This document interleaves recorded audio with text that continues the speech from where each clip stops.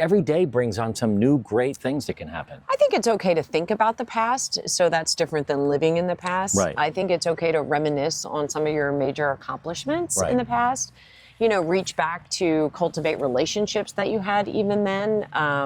But I wouldn't say living in the past is ever healthy for anybody, because the past is the past. I mean, you can't change it. It can only haunt you. Clearly, we are all on a path of aging and getting older.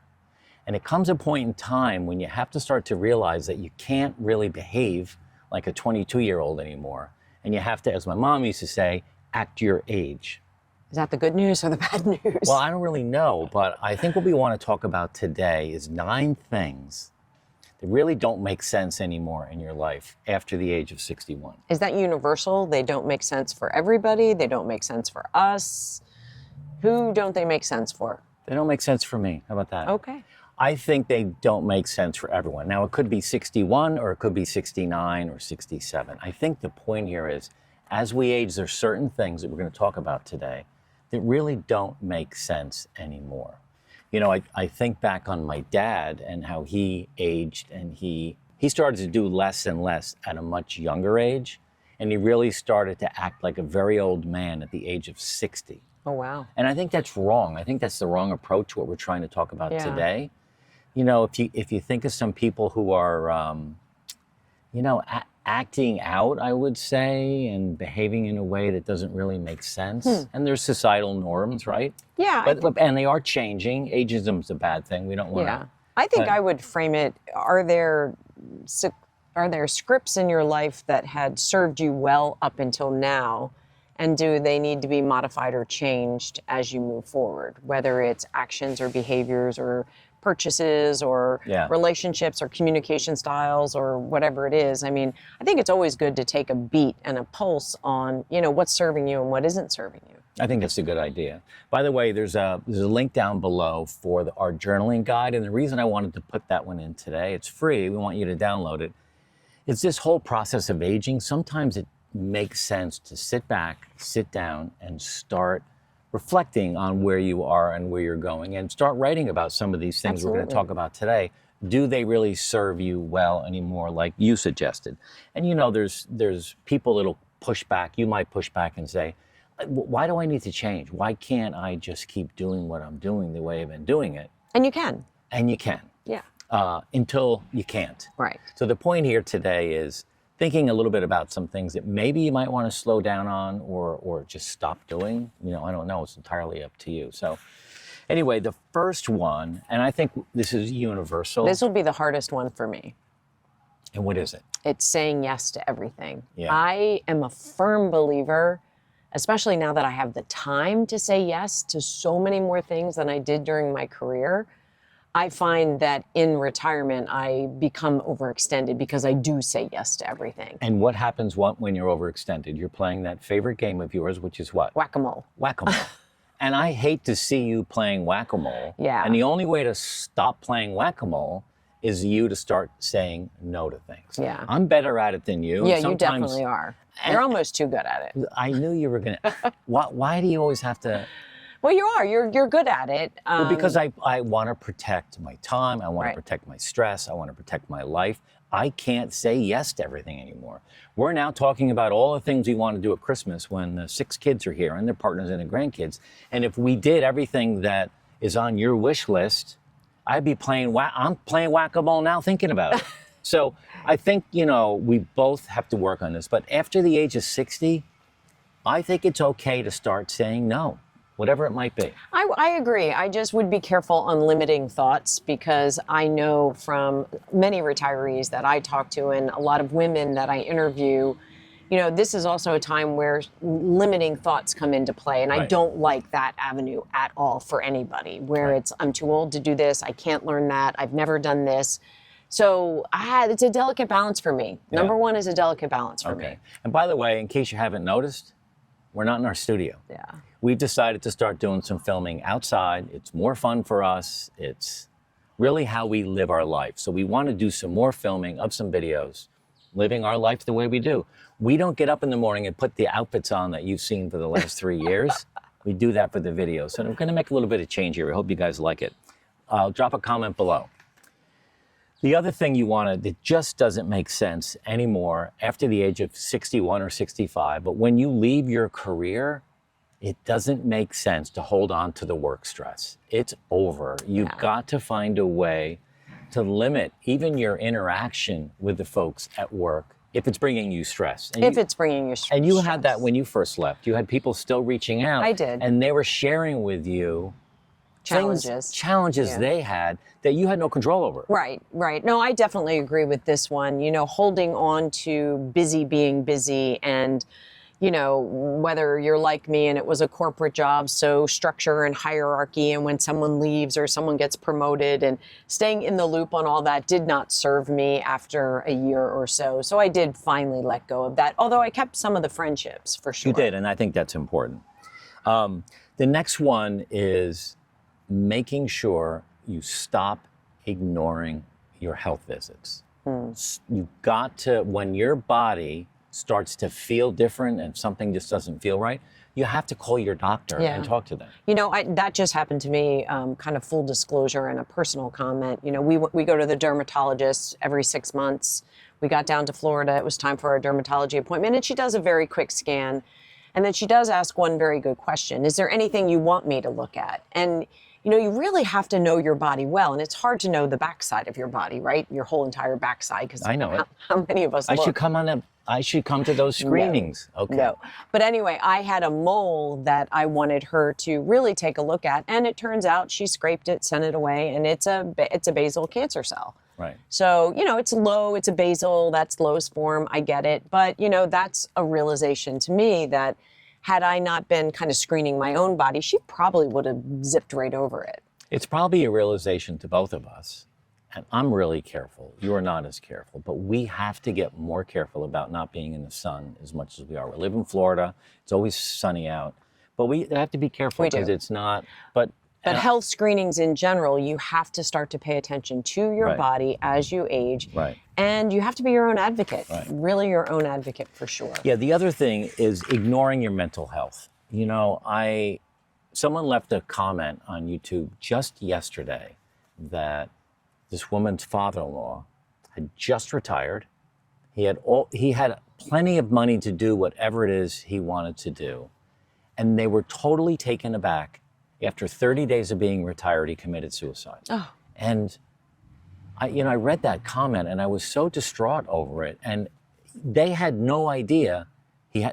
Still don't know if he had depression, but something triggered this. Struggling, yeah. And we really need to be careful to make sure that we are monitoring that. And you've got to check me and I've got to check you. And we're a little stressed out right now. Check in on friends. Family members. And, you know, I check in on my pop all the time. He just had open heart surgery, which was a double bypass, which kind of surprised him when they cracked him open. And it didn't go perfect. Right.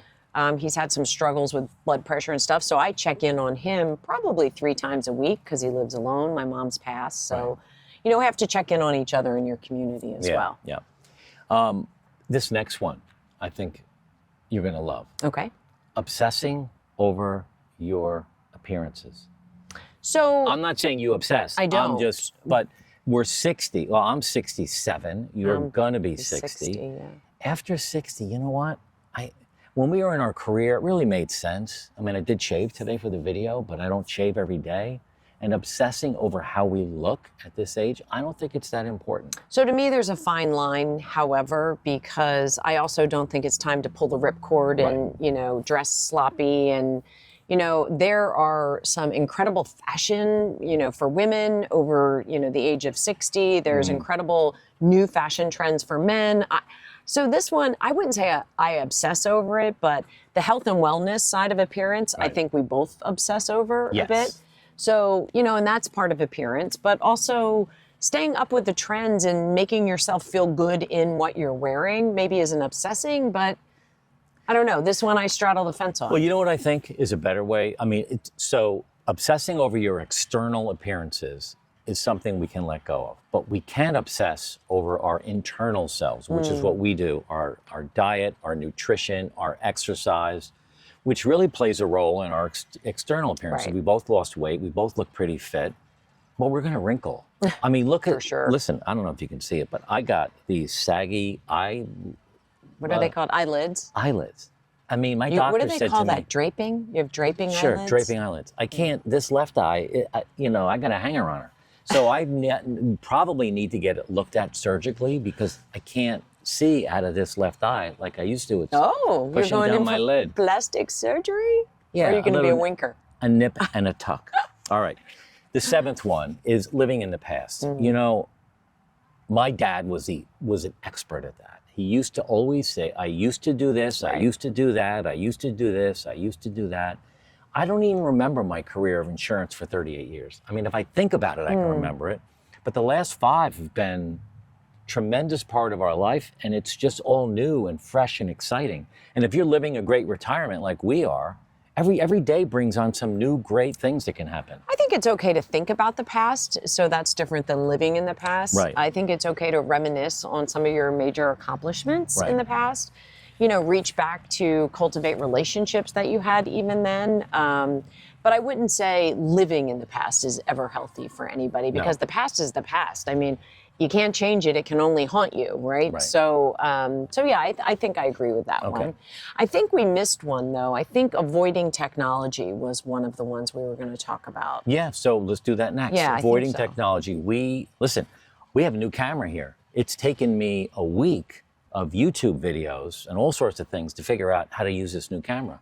And it's amazing. I mean, I love it. The best thing about the new camera is I might get my extra bedroom back because it won't have to Yeah. have that big camera set up in know, it, I which know. drives me literally insane. But we embrace technology to an extent to make our life easier Right. and more fun and Well, exciting. We with- have a lot of apps. certainly with which is- apps, and Right. you know, we're about to cut the cable on cable and go to completely YouTube TV, Right. which will be a technological change for us. Right, We're right. not still really sure how we're going to do it, but I think staying above the trend on technology, even as right, you age, is right. a good thing. Okay. Another thing that you need to let go of and stop doing after you're 60 is eating like a 30-year-old. You know, I was just away with my sons on a golf trip, and they're all in their 30s. And they can eat a big steak, they can eat, drink a couple glasses of wine. I used to be like that when I was 30. I eat half a steak now, and a little scoop of mashed potatoes maybe, and a lot of vegetables. You cannot keep eating like you're 30 when you're 60 years old. Well, for me, and I don't know, I'd love to hear from some women subscribers that we have. For me, it's more about how well I digest different foods now. I don't digest red meat well. And I know there's going to be a lot of people that say, don't be against red meat. I'm not against it. It just doesn't serve my body well. Yeah. I feel like it gets to my stomach and it stops and it just doesn't move from there. No, I agree. I have the same problem. So I think eating like when I was 30 was probably eating off the kids' plates, Right. never making my own meal, throwing together food after work, eating late. So a lot of those things we try not to do now that I'm almost in my 60s. Almost, yeah, a couple I'm months. almost in my 60s. 3 or 4 months away. Avoiding conversations about mortality. So you should or you shouldn't? You should have conversations about mortality. You should stop avoiding it once you turn 60, because we're gonna die. And there's some basic things that you have to have. Your funeral arrangements. So how do you want to be disposed of? Do you want to be cremated? Those are the basic things. You have to have a will. But what is my legacy? Right. Like, what are you going to say at my funeral? I mean, I've written 3 different speeches for that, and you keep throwing them out. I can't read your writing. I know. But I think that it's a healthy conversation to have with your wife or your husband and your kids It's true. about dying. Right. What is it? What is life like you going to be like when I'm gone? And I don't want anyone to be, you can be sad for a hot minute, but that's it. Right. I mean, we talk a lot about parenting and how it's important to let the kids fly, but you've got some really significant perceptions of that your daughters who you've mentored should be fine without you. Yeah. No, I was not prepared when my mom died. She got stage 4 pancreatic cancer in February and was dead the following January. So it kind of hit me like a ton of bricks. I thought my retirement would be with her and we would be just having a blast with you and, Right. Pop and, doing all the things that I just always envisioned. So I definitely have more conversations with my girls about, when I'm gone to maybe help prepare them. Right. But I wouldn't say I harp on it. I mean, it's not a mortality, it's Mortality Monday type of thing.